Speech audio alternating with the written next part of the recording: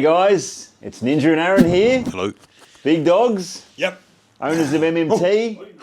MMT, we're a bodywork clinic based in Melbourne, Australia. We've been in business for decades. Treated over 50,000 people. By ourselves. By ourselves. Ninja and I, 25,000 each. Mate, I've done 50,000. You've probably done 25. Yeah, 75,000. Just with two of us. Just us two. Yeah. But yeah, we also train bodyworkers around the world too. So we've got hundreds of certified bodyworkers around the world. We also train professional athletes too. So we're a bit of a one-stop shop, aren't we, Ninj? Correct. But today we're going to be demonstrating just some maintenance calf and Achilles work on Ninj, who's had just some couple little niggles lately. So I'm just doing a couple little mini scoops off his Achilles now. But what we're going to be speaking about predominantly is what's happening over the next few weeks for us, which is we've got two NFL athletes, American football athletes, coming to Australia to train with us for 2 weeks, like a down under training camp in Australia.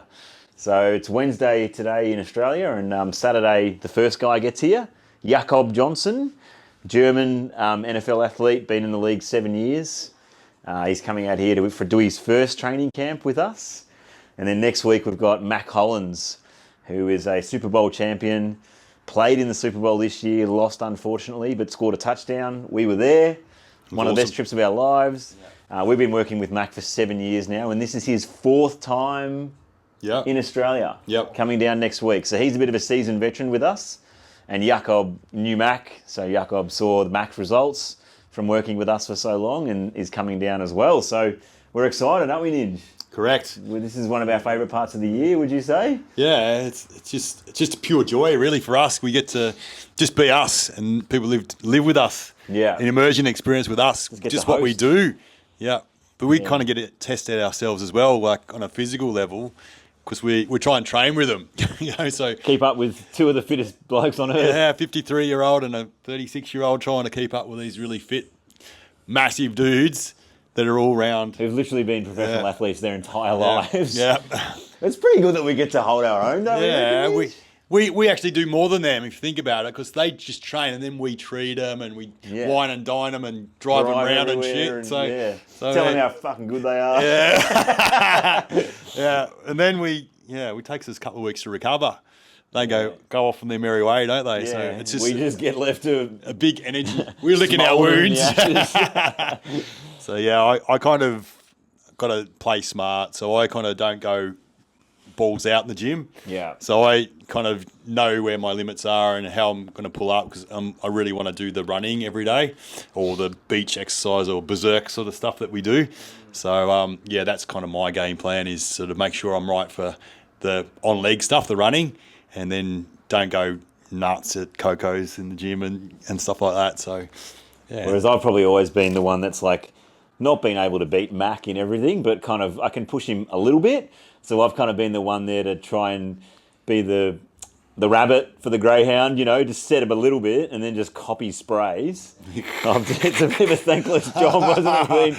Oh, yeah. But now that Jakob's coming out here, it might just ease a little bit of the pressure on us to kind of be the one to push Mac a little bit. But I'm sure we'll still cop our fair few drive-bys, won't we, Ninj? For being soft. He's ruthless. Ruthless. Yeah. But it's all in jest, isn't it, Ninj? Yeah, it's to make everyone better. That's it. It's healthy competition. Bullying. Yeah.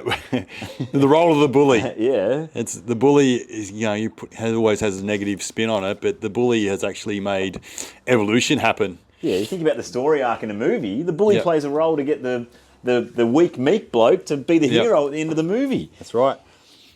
So we need it. It's essential for evolution and for the progression of everything. What's our game plan, Ninj, on Saturday and then on? So, we're going to pick up the big fella from the airport, 8 a.m. I think he gets in, and then we'll take him straight down to Phillip Island. Maybe have a pit stop, get some fuel on the way, some bit of a cocoa or, acai bowl or something.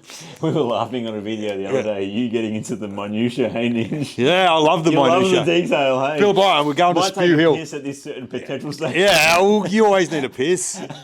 Don't you? You probably need to piss halfway through this video. Yeah. What's at Phillip Island, though, Ninj? What's that? Spew Hill. Ooh. So that's what we're getting to, Spew Hill. So Spew Hill is this just sand dune that is breaks your heart trying to climb it. So it takes, if you go hard, 20 seconds to climb it, I reckon. Yep. So, yeah, I think we timed Mac. It might have taken him 24 seconds or something, I don't know, to climb it when he first got here. So we've got the same game plan for Yark. And, yeah, so and then I think we'll go berserk on the beach. Maybe pack your ute with as much stuff from here as we can, like tyres and sandbags and dead balls and kettlebells and stuff like that. And, yeah, get straight into it, work out on the beach and maybe a dip in the water. Kind of acclimatise him, ground him. You're in straight the off the Australian bat. time zone now. Yep. Fair dinkum. So yeah, I think and then kind of lunch and body work in the afternoon. So yeah, that'll be it. So each day we want to do some running or some sort of thing like that, and some gym work, whether it's power and strength work or circuits and things like that. So yeah, it'll be a full schedule for the boys. So yeah, but we're there to put them back together after each session as well. But our main plan is to give them quality work. So they won't be massive, extensive workouts, but they will have high intensity in all of them. So they're all Sport specific. designed to make them better. You know, so there's no fluff. So that's one of the main things, and yeah, so that's how you can get it done with the shorter stuff, and you know, half-hour sessions, 45-minute sessions. Maybe some gym ones will go a bit long because we'll be fluffing around in between exercise and that a bit to charge the battery. But yeah, it'll be all quality. Yeah, it's yeah, terrific. looking forward to it. Take him down to a wildlife sanctuary down there too, won't Yeah, we? I think That's Sunday that's what we'll do. Yeah, and then I think we've got Lift Club on Monday, so that'll be big. I think we'll have some few ring-ins.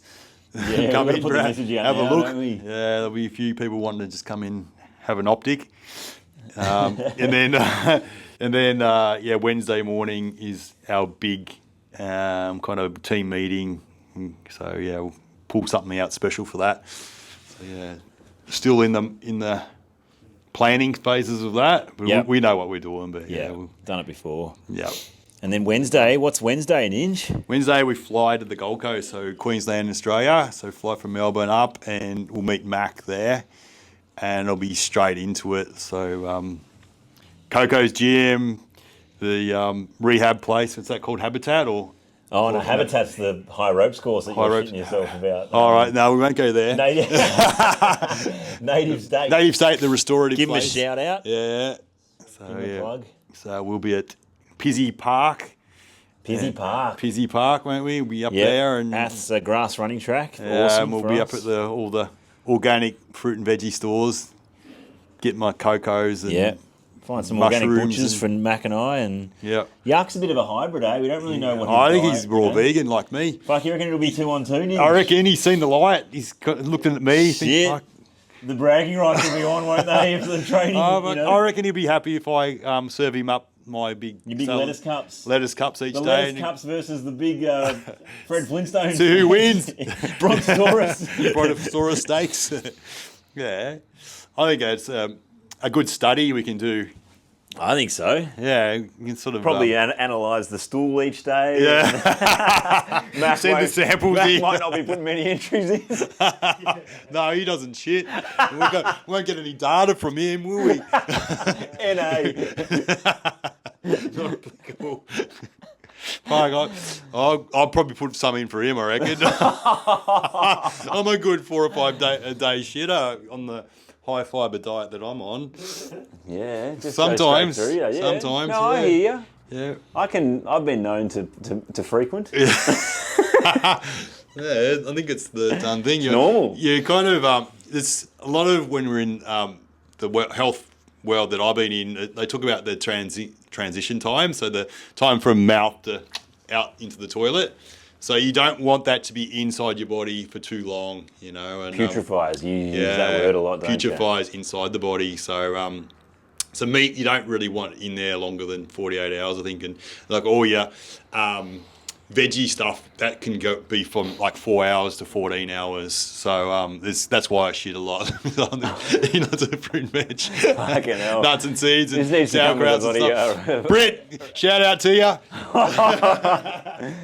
Oh no. Yeah, I think even meat, that could be a quicker transient time and be better, because that putrefying and the bacteria build up and things like that and just the acids, I think, is sort of the problem. I was sort of listening to a guy talking about the microtubules in the body and kind of the dumping, and a lot of that is animal derived source.